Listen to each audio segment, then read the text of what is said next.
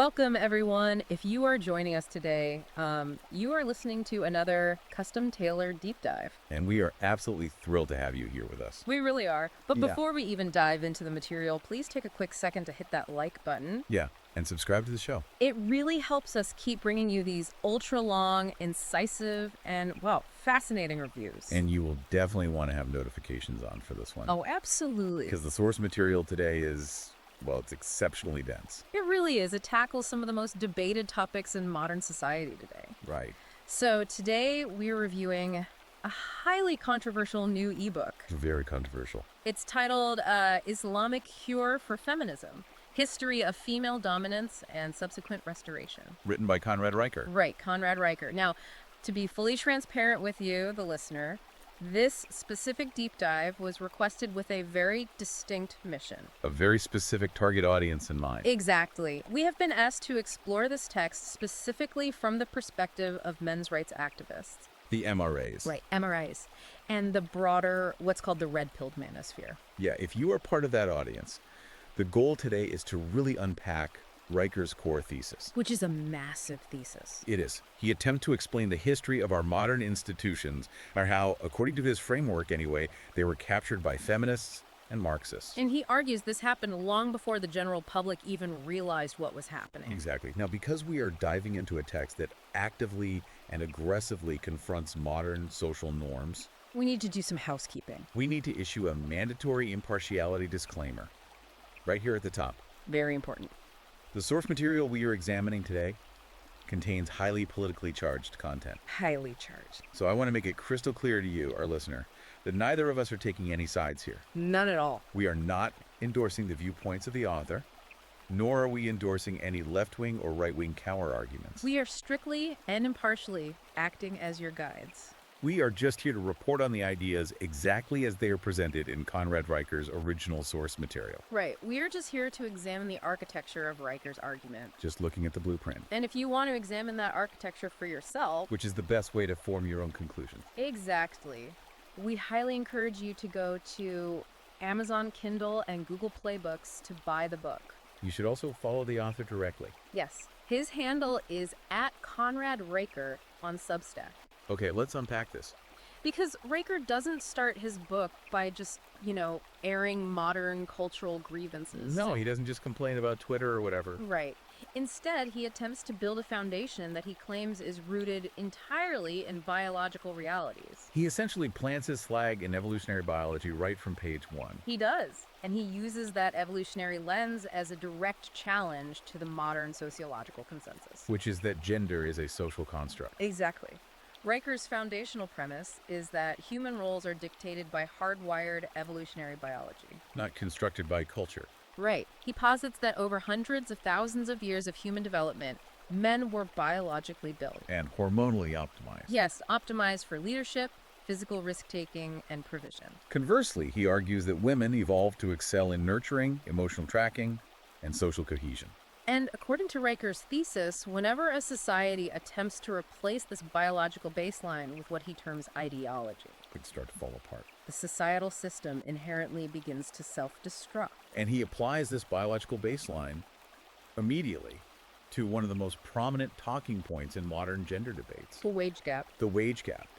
And what is really interesting about his rhetorical strategy here is that he doesn't use fringe statistics to make his point. No, he doesn't go to some obscure blog.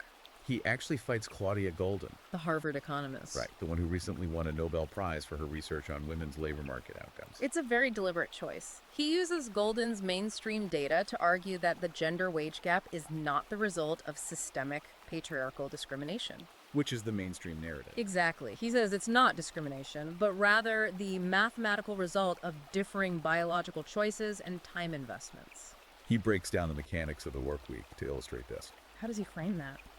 Well, Reicher points out that if you compare a female pediatrician working a standard, predictable 40-hour week, A normal schedule.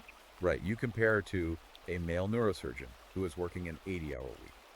Complete with unpredictable weekend emergency surgeries. Exactly. He says if you look at that, the so-called wage gap completely evaporates. Because the inputs are different. Exactly.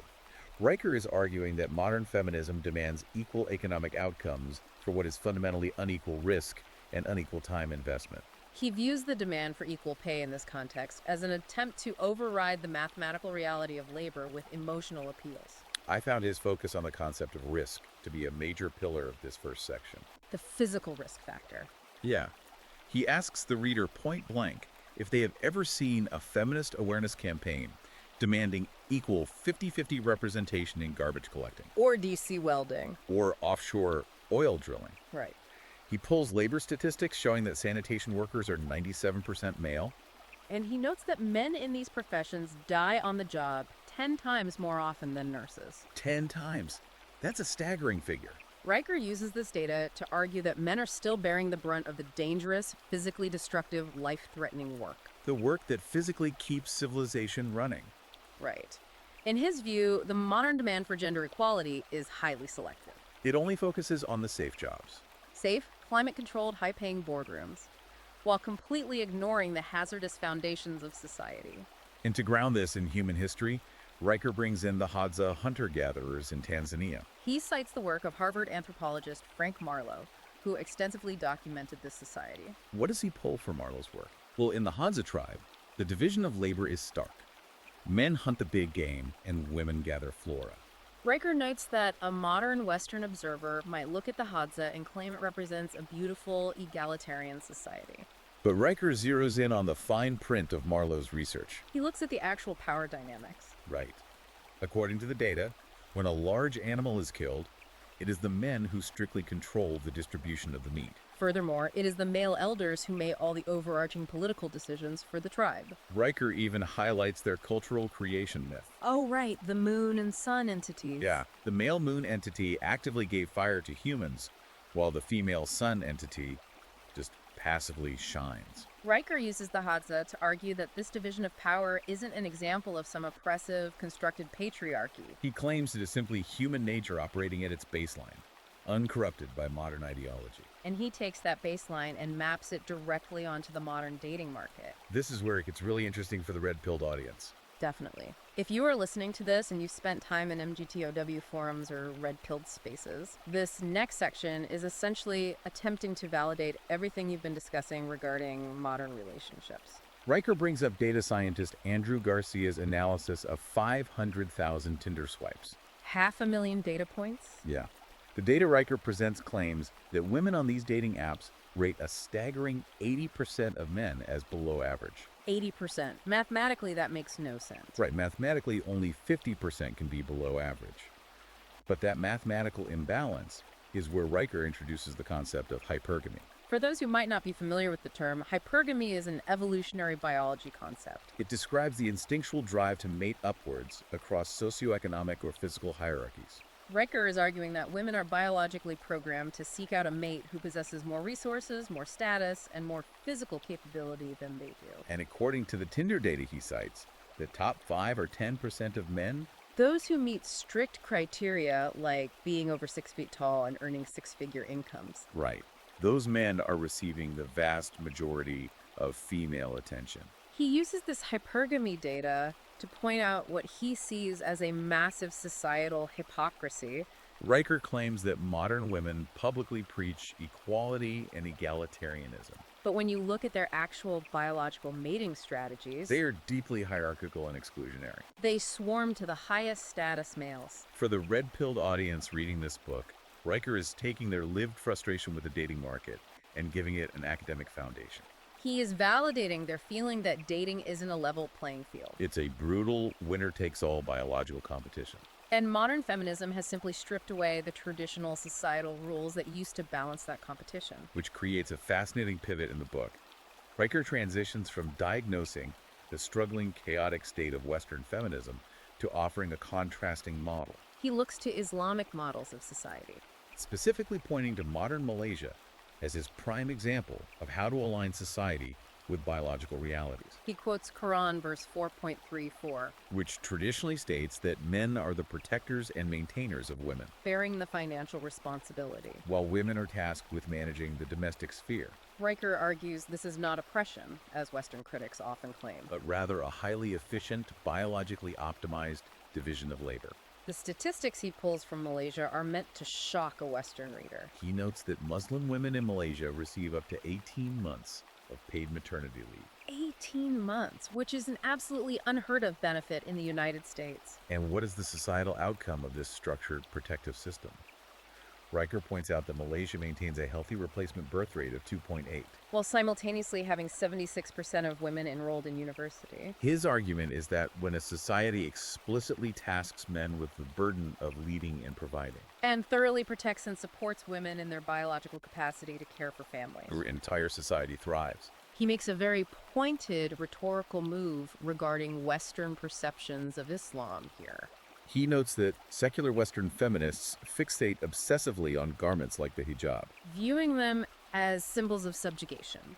Yet, according to Riker, these same critics completely ignore the historical economic realities. He points out that Muslim wives have historically maintained full, independent property rights under Islamic law for centuries. A legal protection that Western women did not fully secure until the mid-1850s.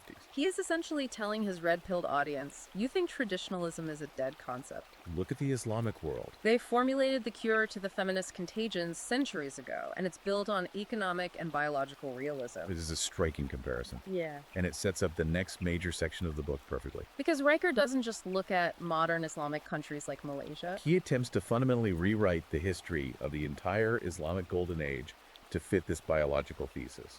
If you look at mainstream historical consensus, most scholars attribute the eventual fall of the Islamic Golden Age to external pressures, Things like the devastating Mongol invasions, or the sacking of Baghdad. or shifting global trade routes and severe famines. But Riker introduces a completely different, highly controversial hypothesis for why that empire collapsed. He posits that the empire didn't collapse because of external invaders on horseback. Riker claims it collapsed from the inside. Specifically, he argues that the foundational structures crumbled because women began flooding into the professional and advisory spheres. Which destabilized the natural biological order of the society. He frames this entire historical epoch as a battle of meritocracy versus diversity. Riker claims that the early staggering successes of the Islamic Golden Age, The development of complex algebra, the advanced observatories in medieval Baghdad, the early hospitals. he says these were achieved precisely because those institutions actively sideline women's intuitive or emotional approaches to problem solving. And instead focus purely on uncompromising, ruthless male merit. He uses the Banu Musa brothers as a prime example of this uncompromising male meritocracy. These were three incredibly famous 9th century Persian scholars and engineers in Baghdad.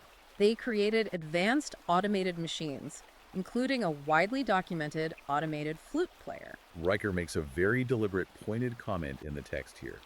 He notes that there was no sister tagging along to help them invent these machines. He argues that when the Caliph of Cordoba was facing the threat of the plague and needed civic defenses, he didn't consult local midwives with their traditional holistic remedies. No, he consulted male astronomers and hard scientists. And according to Riker, this pure reliance on male logic led to the first recorded uses of contagion theory and quarantine protocols. Riker is using this historical interpretation as a preemptive strike against modern corporate diversity, equity, and inclusion programs. What we commonly call DEI. By pointing to the Banu Musa brothers, he is saying to the reader, look at the greatest intellectual and scientific boom in human history. It happened without diversity quotas. It happened without mandated female polymaths. He extends this argument to the social structures of medieval Cordoba. Riker points out that while the Islamic Empire certainly had female scholars and poets, they were intentionally kept in segregated libraries and learning centers. And the result of that segregation, according to Riker's historical accounting, was 0 recorded sexual harassment claims for 400 years in those institutions. He aggressively contrasts this historical claim with modern corporate culture. Specifically citing a recent New York City lawsuit where a female corporate executive sued her male assistant simply for looking at her too long.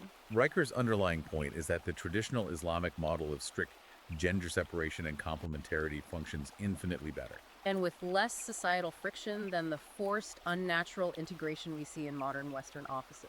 To really drive this point home, he pulls out one of the most striking historical anecdotes in the book. He dubs it the camel test. Right, the camel test. The story revolves around Kala bint al-Azwar, She was a famous historical figure, a fierce warrior woman during the Muslim conquest of the Levant. specifically fighting alongside men in the Battle of Yarmouk. Now, modern feminist historians frequently highlight her as historical proof that women are fully capable of being combat equals to men. But Riker focuses on a specific twist in her narrative to completely subvert that feminist talking point. According to the sources Riker highlights, after proving herself in battle, Kala suggested to Caliph Abu Bakr that women should be allowed to join combat units on a full-time institutional basis. But the Caliph didn't just agree. No, instead, he subjected her all-female unit to a brutal physical trial. They were ordered to carry a 500-pound water-loaded camel carcass for 100 paces under the blistering desert heat. Riker writes that out of 200 women who attempted this, only 3 succeeded. And he quotes the Caliph's final verdict on the matter. Bravery honors Allah, but fantasy dishonors biology. Physiology isn't woke. That is Riker's direct, modern translation of that ancient event. He is using this camel test not as a religious parable, but as an ancient evolutionary data point to attack modern policies. He is arguing that this historical precedent is exactly why modern Western militaries are making a fatal error by lowering physical fitness standards. Simply to accommodate female recruits and achieve diversity metrics. Which brings us to the crux of his historical argument. If the Islamic Golden Age was built on this incredibly strict, highly functional male meritocracy, how does Riker explain its eventual fall? This is where Chapter 3, titled The Cracks Appear, begins. Riker argues the downfall wasn't a lack of military might. It was what he calls female intrigue. He points his lens at the Abbasid court, claiming that while the caliphs and generals were distracted with running the empire, their wives and concubines were running secret, localized networks. Riker asserts these women were trading military secrets and prioritizing internal palace politics over the overarching stability of the empire. He is drawing a direct, unbroken line from the harems of 9th century Baghdad to the HR departments and diversity initiatives of modern corporations. To explain how this mechanism of collapse works, Riker introduces a psychological concept he calls the estrogen empathy trap. And he contrasts it directly with what he calls the testosterone BS detector. Right. Riker posits that female-led systems, or any systemic structure where women possess disproportionate advisory influence, will inherently prioritize emotional quotas and feelings over functional, objective reality. He argues this from a hormonal perspective. According to Riker, women are biologically flooded with oxytocin, the bonding hormone. Which makes them hyper-attuned to perceived victimhood and social inequality. Men, conversely, are powered by testosterone. Riker claims this biological difference means that when men see a chaotic situation, they fix the structural problem and move on without allocating time for what he dismissively terms hysteria. To illustrate this empathy trap destroying a functioning economy, Riker brings up Zubaida, the immensely powerful wife of Caliph Harun al-Rashid. According to Riker's telling of history, Zubaida was granted the authority to dictate massive infrastructure projects. Driven by an emotional desire for aesthetic equality and comfort, she ended up effectively bankrupting the empire's treasury. By constructing incredibly extravagant, gender-equal marble water troughs all along the sprawling pilgrimage routes to Mecca. Riker frames this historical event as a monument to female vanity. A project that completely drained the empire's financial resources while providing absolutely zero functional military or economic return on investment. And then, as is his pattern throughout the book, Riker immediately fast-forwards to the modern era. To show how this exact same empathy trap is destroying contemporary infrastructure. He compares Zubaida's disastrous marble troughs to the devastating collapse of Venezuela's modern power grid. Riker cites a 2016 report claiming that the Venezuelan government mandated that 50% of all electrical engineers be female in pursuit of equity. He claims that within 2 years of implementing this gender quota, nationwide blackouts spiked by 300%. His message to the reader is that biology isn't bigotry. It is an unyielding mechanical reality. He argues that testosterone literally thickens vocal cords for a deeper command presence, And optimizes the brain for spatial and mechanical reasoning. while estrogen optimizes the brain for tracking emotional microexpressions and building social consensus. Riker's argument is that when a society forces emotional optimization into a role that strictly requires cold, hard, unfeeling engineering logic, like maintaining a national power grid. That grid will inevitably collapse. He takes aim at NASA with this same logic. He points out that the Apollo missions, the missions that successfully put human beings on the moon using technology less advanced than a modern smartphone, were driven entirely by an unapologetic, intensely competitive, all-male engineering culture. He quotes an unnamed astronaut from the era saying, "Sweat dries, blood clots, and bitches talk." Riker brutally juxtaposes this monumental human achievement with modern feminist academics who write sociological papers criticizing the phallic rocket symbolism of space exploration. It is a stark, highly intentional contrast. Riker is trying to demonstrate that masculine energy actually builds the physical world, while modern feminism merely critiques the things that men have built. This is where Riker is speaking directly to the soul of the men's rights activist. He is using these examples to validate their deepest, most fundamental suspicion. That the concept of toxic masculinity is a complete fabrication designed to control them. In Riker's view, the exact traits that modern society now pathologizes as toxic, such as physical aggression, relentless competitiveness, and emotional stoicism, are the precise biological tools that built every functioning civilization on Earth. He brings up the 2023 New York City sanitation worker strike to solidify this point about the physical realities of civilization. During a cultural flare-up, feminist activists had spray-painted the phrase "men are trash" across several buildings in Brooklyn. In direct response to this insult, the local sanitation workers, who are 97% male, staged a wildcat strike and walked off the job. Riker notes that within just 3 days of these men withdrawing their labor, the garbage piled up so high that rats literally outnumbered people in certain Manhattan neighborhoods. He writes, with a sense of vindication, that the very trash those activists vilified was the only thing keeping their boutique, theoretical feminism from smelling like actual rotting garbage. That anecdote perfectly encapsulates Riker's point about the invisible nature of male labor. He is arguing that men are doing the dirty, invisible, necessary labor. Building the rockets, maintaining the sewers, keeping the electrical grids humming. But how does the modern system reward these men for carrying the weight of civilization? This critical question leads us directly into Section 4 of the book, the legal and sexual marketplace. If you thought his historical analysis was intense, his views on modern marriage, divorce, and fatherhood are incredibly grim. Grimm barely covers it. Riker describes the modern dating ecosystem and the family court system as a fundamentally rigged game designed to exploit male labor. He refers to the current legal arrangement as state-sponsored cuckoldry and legalized robbery. What is unique is that he applies a strict, unforgiving economic lens to romantic relationships. His overarching thesis in this section is that the feminist movement promised women sexual freedom. But what it mathematically delivered was sexual serfdom for 80% of the male population. He calls this new economic reality the simconomy. Let's break down how he defines that term. It links directly back to the Tinder hypergamy data we discussed earlier. If women are biologically hardwired to only desire the highest status men, the top 20%, then deregulating the sexual marketplace through apps like Tinder removes all the traditional social guardrails. it creates a sexual monopoly. According to Riker's data, the top 10 or 20% of high-status men are casually sleeping with 60 to 80% of the women. Which leaves the vast majority of average men completely frozen out of the market. Riker points out that historically, in a regulated traditional society like the Islamic models he praised earlier, these average men would have been matched with a wife. They would have had a family to work for and protect. But now, they are relegated to what Riker calls sexual poverty.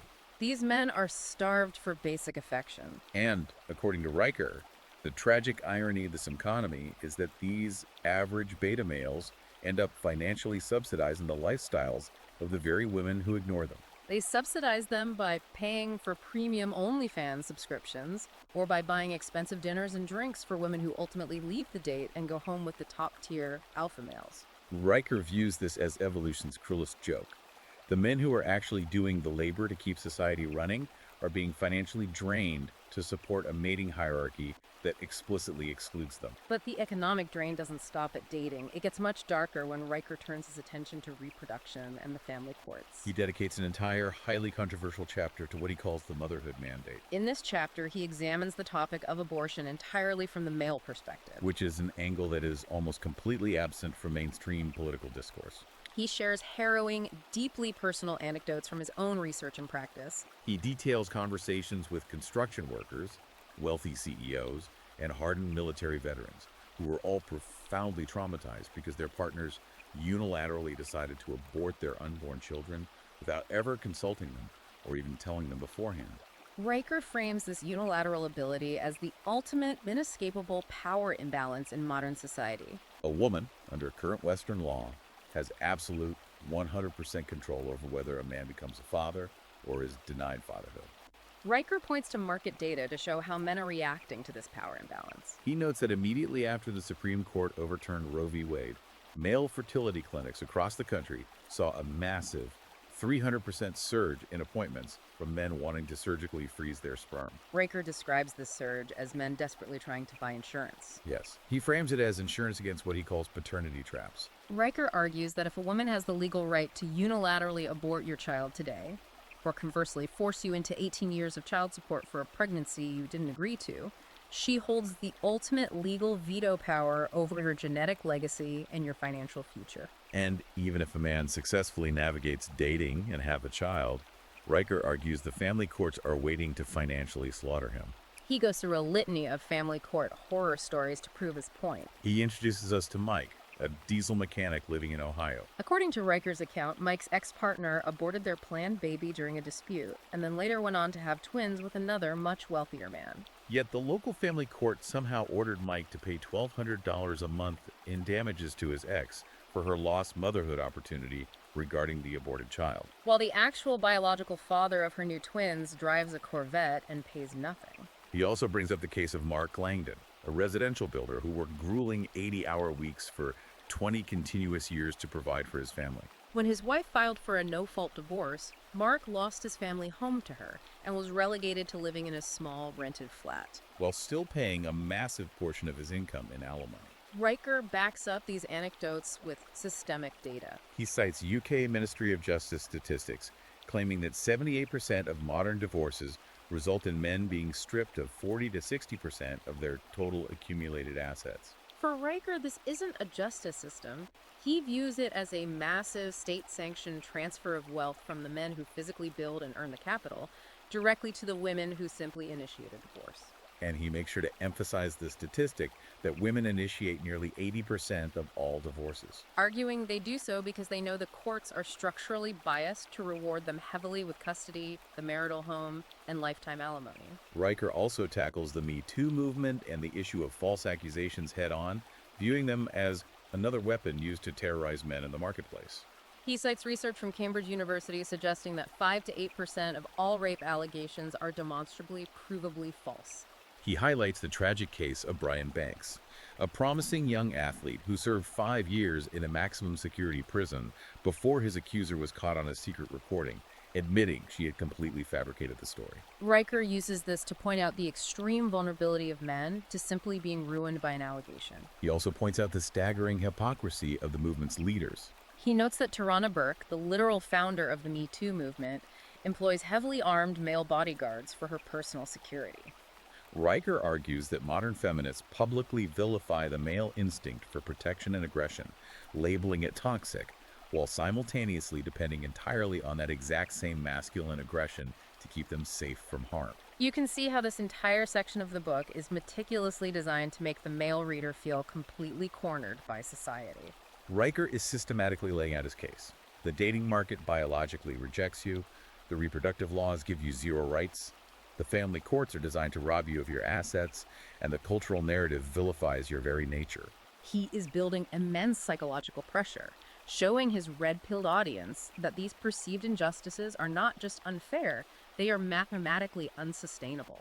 He does this intentionally to set the stage for Section 5, where he pivots from diagnosing the disease to prescribing the cure. And his solutions are highly controversial, radical, and unapologetically patriarchal. Let's unpack those solutions, because Section 5 is titled Containment Protocols and Practical Solutions. This is where Riker transitions from simply pointing out problems to offering a comprehensive battle plan for restructuring society. He argues that Western civilization is collapsing and must be rebuilt, requiring strict protocols to contain the spread of feminist ideologies. He frames the concept of patriarchy not as an oppressive tool of male supremacy, but as a biological necessity. Exactly. He describes patriarchy as civilization's immune system. In Riker's biological framework, when a cultural infection, which he equates to feminism, diversity quotas, and female dominance, enters the body politic and begins destroying institutions. Patriarchy is the harsh, necessary biological fever that must spike to kill the infection, restore natural order, and ensure the survival of the species. And what's fascinating is that he offers very specific, real-world policy examples of how this immune response actually works when implemented. He points to recent legal changes, bringing up the Michigan Alimony Fairness Act.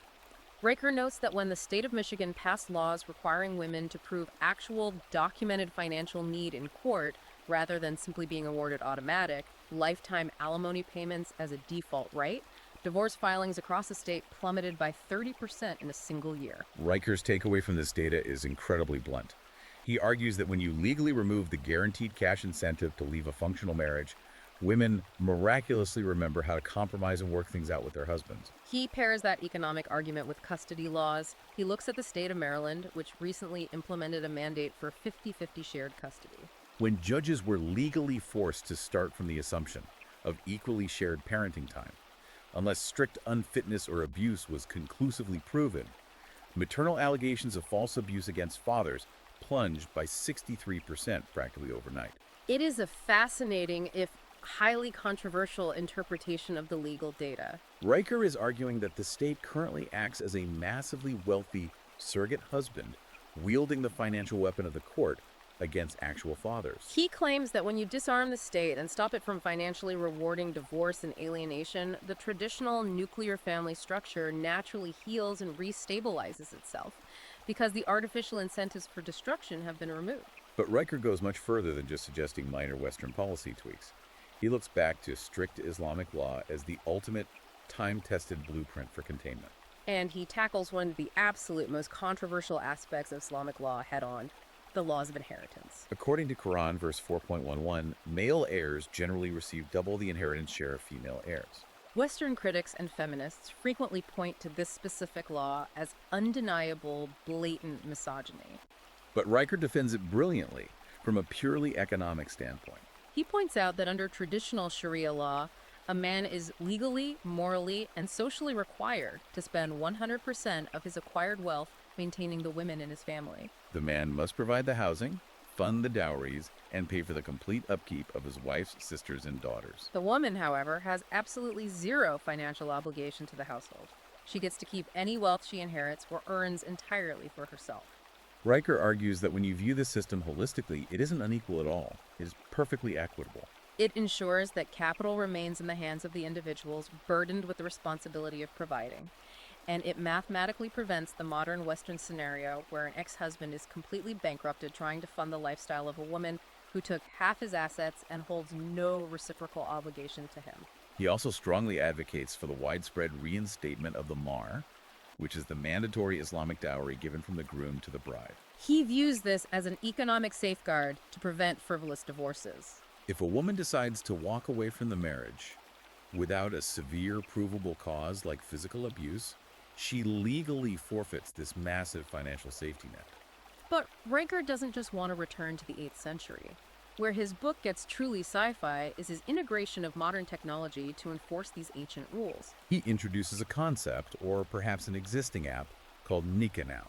What blew my mind in this section was how he envisions this app. He is literally proposing merging Silicon Valley tech bro aesthetics with strict Sharia law.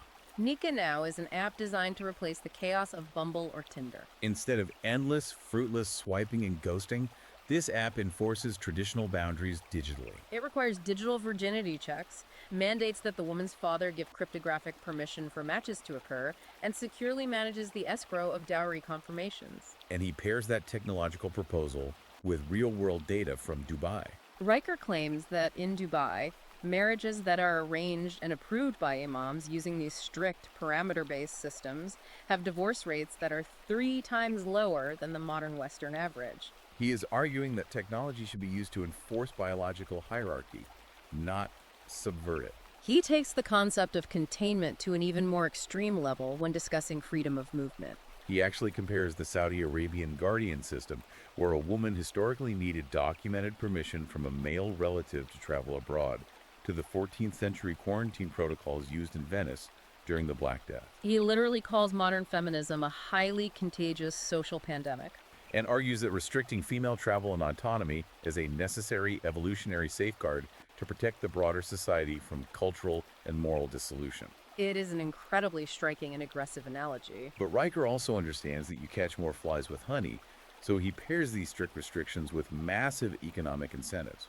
He points to modern Hungary's economic policies, where the government offers $20,000 tax credits and loan forgiveness for married mothers who have multiple children.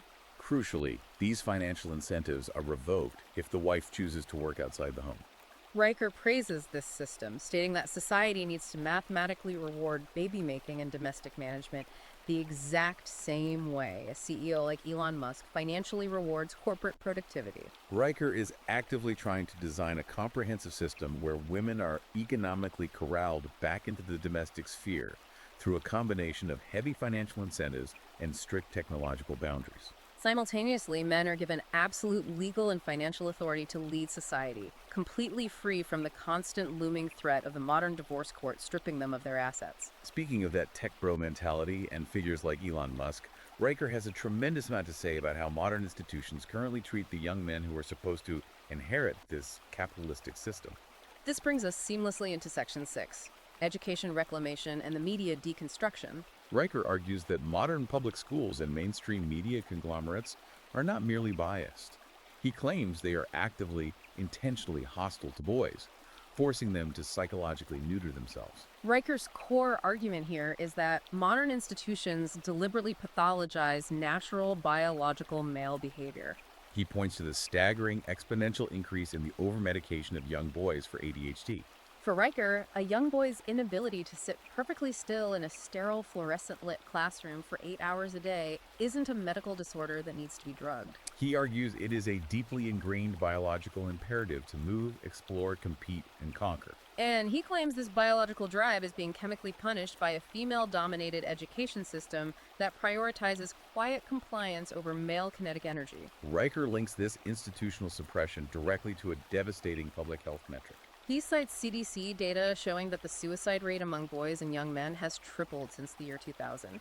His hypothesis is that when a society constantly tells young men that their core unalterable nature, their aggression, their desire to compete, their stoicism is a poisonous defect, they internalize that venom. They feel they have no place in a world that hates how they are built, leading to this tragic spike in self-destruction. He points to the advertising media to show exactly how this venom is distributed to the masses. Riker contrasts two major, incredibly expensive Super Bowl ad campaigns to prove his point. First, he dissects the infamous Gillette toxic masculinity ad from a few years ago. This was an ad that essentially lectured its male customer base on their bad behavior, telling them to stop bullying and harassing women. Riker notes the financial fallout. Gillette's sales plummeted by 38% shortly after that ad aired because, as Riker bluntly puts it, real men don't buy shaving products from finger-wagging soy boys. He sharply contrasts that massive corporate misstep with the Dodge Ram Super Bowl ad campaign, which he describes as a beautiful manifesto of raw horsepower, dirty hands, and unapologetic testosterone. That ad didn't lecture men. It celebrated their labor, and as a result, it moved thousands of trucks off the dealership lots. Riker uses this juxtaposition to prove an underlying economic reality. Testosterone drives commerce. He argues that when the media portrays men as bumbling, incompetent fools, just think of the trope of almost every modern sitcom dad who needs his smart wife to save him. They aren't just making a harmless joke. They're actively dismantling the foundational economic pillars of society by mocking the primary providers and builders. The suppression isn't just in television ads. He takes aim at the very code that runs our digital lives. Riker dives into social media algorithms, specifically citing studies from Cornell University that suggest Instagram's algorithm actively shadow bans or hides posts containing masculine-coded words like victory, logic, or conquer. Instead, the algorithm heavily pushes emotional therapy speak hashtags. Riker describes the absurd reality of massive male fitness influencers who are forced to pose with cute kittens in their videos just to appease the algorithm and avoid losing their visibility. Riker claims this isn't an accident. It is a deliberate technological effort by Silicon Valley to make young men more passive and less competitive, essentially trying to turn natural warriors into bowerbirds decorating digital nests. And this institutional suppression of natural masculinity ties directly into Riker's blistering critique of the modern transgender movement, which he views as the ultimate horrifying culmination of modern ideology. He references the leaked WPHATH controversies. For our listeners who might not know, WPHATH is the World Professional Association for Transgender Health. Riker cites allegations that some doctors within these networks were essentially rubber stamping life-altering gender transitions for minors for profit, completely ignoring underlying mental health issues. He brings up genuinely harrowing legal cases to highlight the stakes. He details the story of a mother in Ohio who actually lost legal custody of her teenage daughter because she opposed giving the girl irreversible testosterone shots. According to Riker, the family court judge literally labeled the mother's biological defense of her daughter as emotional abuse. For Riker, this case represents the final dystopian stage of institutional capture. He argues that when the state possesses the legal authority to forcibly, chemically alter the biology of your children under the sanitized guise of gender-affirming healthcare, the biological reality he champions has been completely outlawed by the state. He even links this ideological capture to national security and the survival of the nation. Riker cites internal military data showing that the U.S. military's overall combat readiness and physical fitness standards have dropped severely due to the implementation of gender-neutral policies and diversity training. He vividly describes an exercise where a fully trained platoon failed to secure a mock village against a group of local teenagers armed with paintball guns because the unit was bogged down by accommodating lower physical standards. Riker notes grimly that our global enemies aren't laughing at our diversity initiatives. They are quietly taking notes and preparing for our collapse. So if you are a red-pilled man reading this book, Riker has just painted a terrifying picture. You live in a society where young boys are heavily medicated for acting like boys. Men are constantly mocked in the mainstream media. Social media algorithms actively suppress your competitive drive. The family courts are waiting to steal your assets. And the military is intentionally weakening itself for the sake of diversity. The logical question is, where does a man go from here? How does he survive? This leads us perfectly into the final chapter of his book, which serves as his ultimate battle cry. Section 7 is titled The Call to Arms and the Financial Fortress. Riker concludes that since the entire systemic apparatus is fundamentally rigged against men, from the algorithms on the dating apps, to the bias in the family courts, to the diversity quotas in the HR departments, the only rational mathematical response is for men to completely withdraw their participation from the parts of society that exploit them. If you're familiar with the manosphere, this is the core philosophy of the MGTOW movement, right? Men going their own way. Exactly. Riker synthesizes the MGTOW philosophy as his ultimate endgame and strategic recommendation. His logic is simple. If modern society demands traditional male sacrifice, expecting men to work the dangerous jobs, provide the tax base, build the infrastructure, and defend the physical borders, but simultaneously refuses to offer traditional female loyalty, legal deference, and respect in return, then men must go on a silent strike. They must vote with their wallets and refuse to sign the bad contract of modern marriage. He uses the real-world example of a software engineer named Derek West to illustrate what this modern rebellion looks like. Derek West is basically Riker's avatar of the perfect red-pilled man. West is a brilliant engineer who makes over $3 million a year, drives a multi-million-dollar Bugatti Chiron, and deliberately, aggressively avoids marriage or serious long-term relationships with Western women.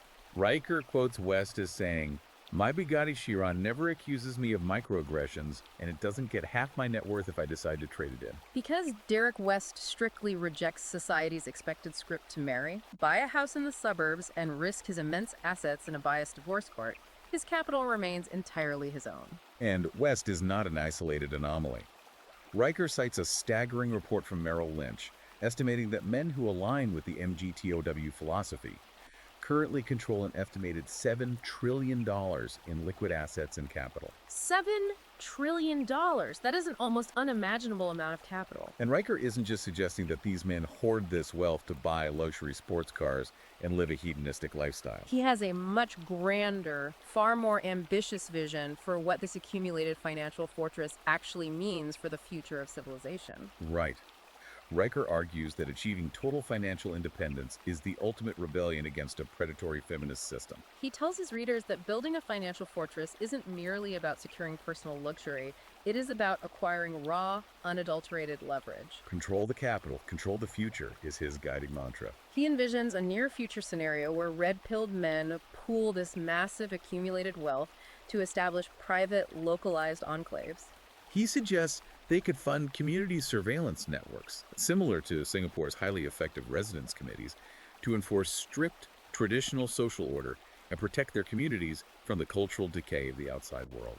To really hammer home the psychological mindset required for this, he quotes Andrew Tate, which is incredibly fitting given the specific demographic Riker is speaking to. He quotes Tate saying, "Your therapist talks about vulnerability and trauma. Mine jumps on live grenades. Choose weakness if you want. Real men build empires." That quote perfectly encapsulates the psychological appeal of this book's closing argument. Riker is looking directly at these red-pilled men and telling them that they aren't the victims of society. They're the architects of the next century. He wants them to envision their bloodline inheriting this massive financial power, raising boys molded into unstoppable titans who, as Riker dramatically puts it, colonize galaxies, not apologize for existing. And that right there is the ultimate distillation of Riker's entire thesis. He fundamentally believes that raw, unfiltered masculinity solved the brutal problems of human survival for 100,000 generations. To suddenly label that exact same drive as pathological or toxic today, he argues, is as foolish as labeling fire toxic just because a few arsonists exist in the world. As he puts it, you don't ban oxygen just because a crash can catches on fire. Riker is issuing a call to arms for a total masculine renaissance. He is demanding a complete rejection of the modern, feminist, egalitarian framework and advocating for a deliberate return to strict, biologically based hierarchies, utilizing a combination of ancient Islamic principles and immense modern capital to enforce it. Wow, we have covered an immense, truly staggering amount of ground today. To summarize for our listeners, Conrad Riker's Islamic Cure for Feminism is a densely packed, uncompromising, and unapologetically extreme text. It masterfully and controversially weaves together concepts of evolutionary psychology, highly debated reinterpretations of historical epochs like the Islamic Golden Age, and modern manosphere grievances into a comprehensive, radical battle plan. It is clearly designed to act as an ideological weapon for men who feel marginalized and exploited by modern society. It is undeniably a profound piece of ideological architecture, regardless of whether you agree with a single word of it.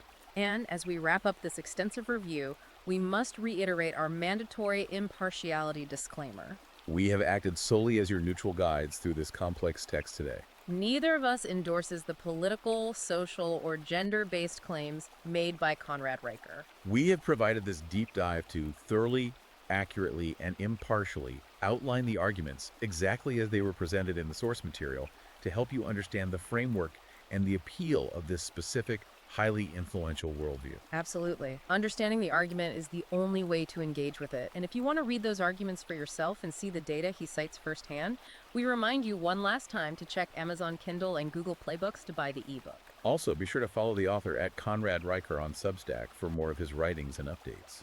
Finally, please don't forget to hit that like button and subscribe to our show so we can keep bringing these deep dives into the books and ideas shaping our world. I want to leave you, the listener, with a final provocative thought to mull over, something that builds on the implications of the source material we've discussed today. If a society's modern definitions of progress, equity, and equality are viewed by half its population as an active, existential threat to their biological nature and their financial survival, which is exactly how Riker argues the modern West is viewed by men, can that society ever truly find a peaceful equilibrium? Or is human history destined to forever swing back and forth on a violent, unforgiving pendulum, trapped in an endless cycle between radical matriarchy and absolute patriarchy? That is a very heavy, critical question to end on. Thank you so much for listening, everyone. Keep questioning, keep learning, and we will see you on the next deep dive.